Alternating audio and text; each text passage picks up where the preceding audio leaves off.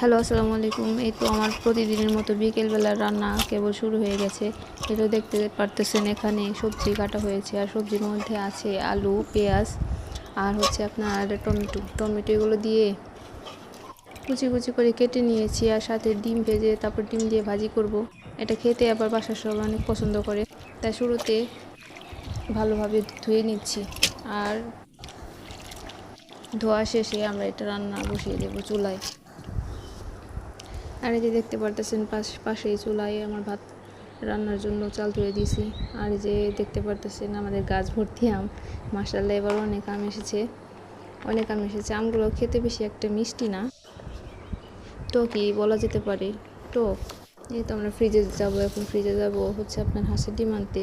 আর যেটা আমাদের বাড়িরই হাঁসের ডিম।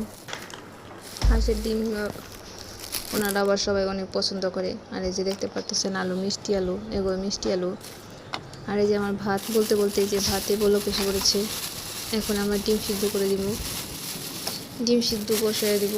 ডিম সিদ্ধ হলে তারপরে ভাজি চুলাই দেবো আলাদা করে। তাই আপনারা ভালো থাকবেন। আসসালামু আলাইকুম।